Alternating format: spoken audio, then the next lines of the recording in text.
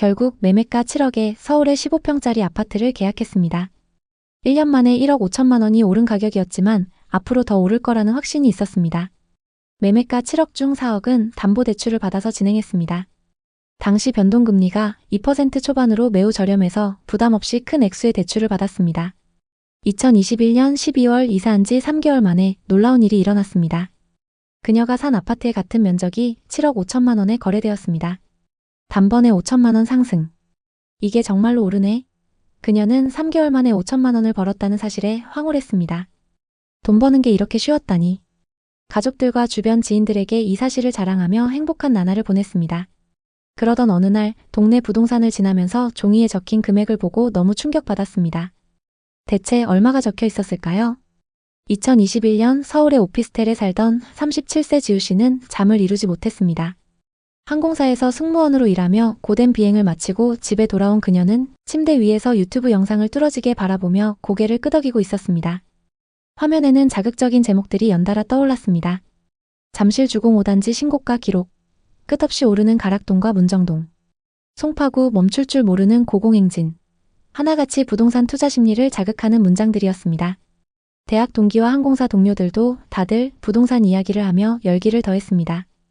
지우 씨와 같은 연차의 민영 씨는 1년 전 매수한 송파구 아파트가 벌써 3억이나 올랐다며 부동산 시세 그래프를 보여줬습니다. 앞으로 서울 집값은 계속 오를 것 같다라는 민영 씨의 말에 지우 씨는 마음속에 불안감이 커졌습니다. 월세 120만 원 오피스텔에 살면서 내가 뭐 하고 있는 거지? 30대 중반의 지우 씨가 모은 돈은 다음과 같았습니다.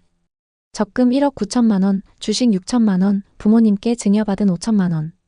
승무원으로 10년 넘게 일하면서 꽤 많은 돈을 모았지만 치솟는 서울 집값 앞에서는 턱없이 부족한 금액이었죠.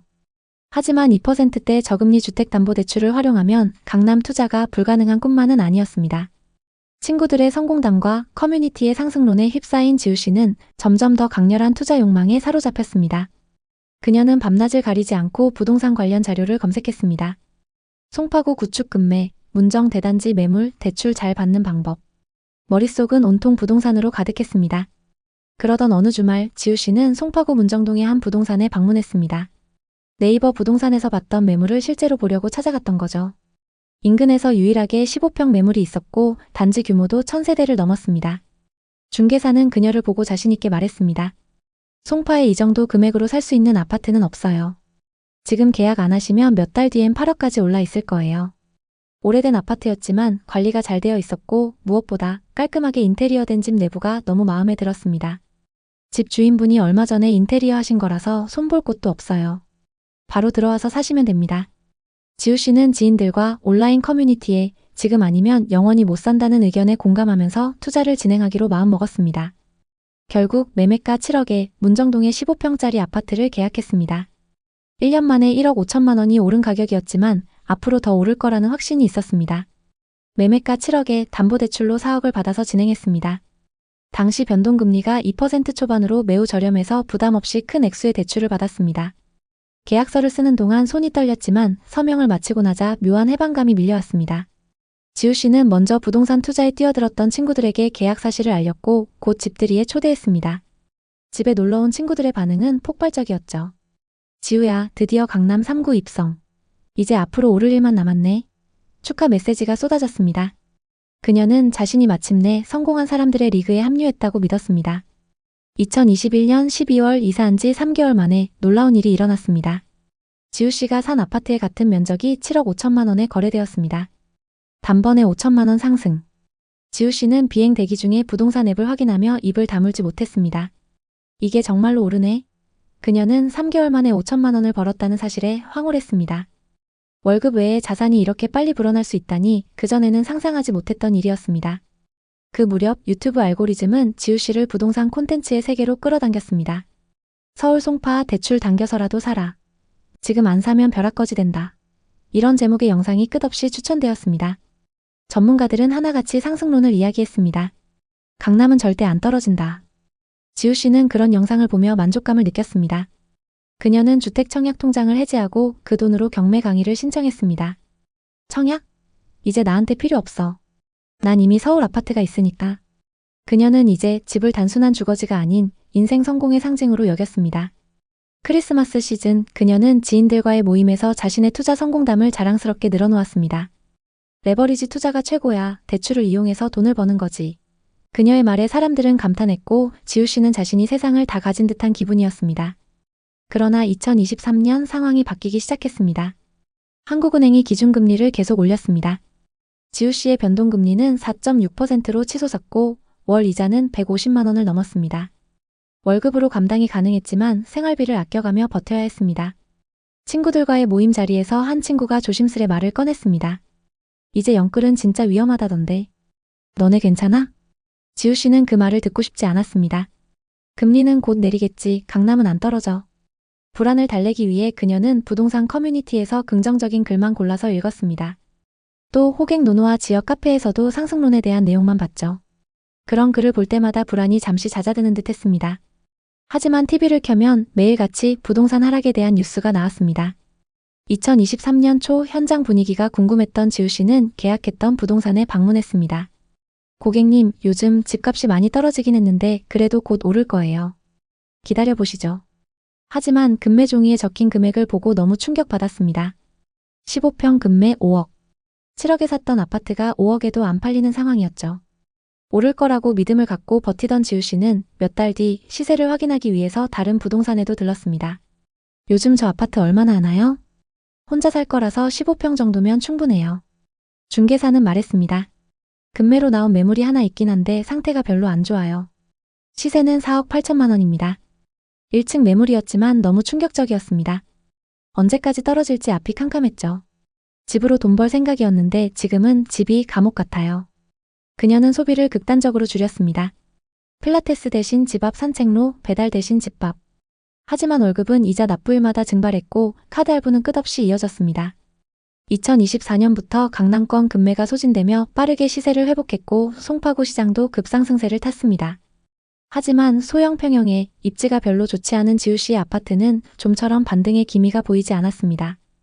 2025년 5월 같은 평형의 매물이 5억 2,500만 원에 거래됐습니다.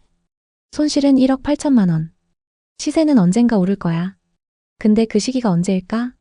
지우 씨는 여전히 부동산 시세를 보며 한숨을 쉬고 있습니다. 대출이나 갭 투자와 같이 레버리지 투자는 양날의 검입니다. 금리가 낮을 땐 기회지만 상승기엔 치명타가 될 수 있죠. 또 호가 시세는 절대적인 지표가 될 수 없습니다. 호가가 계속 올라도 실제 매수자가 없으면 의미가 없기 때문이죠. 그리고 강남 3구라는 입지가 절대적이지 않다는 사실도 알 수 있습니다. 물론 그 중에서도 입지가 좋은 곳들은 빠르게 회복하고 정고점을 넘은 건 사실입니다. 하지만 그 외의 단지들은 다 같이 어려움을 겪었습니다. 위 사례 말고도 서울 송파구 부동산 시장에는 여러 변화가 있었습니다. 서울 잠실 송파 부동산은 강남 3구에 입성하려는 수요로 엄청난 상승세를 보였습니다. 그리고 그 위험은 아직도 보여지고 있습니다.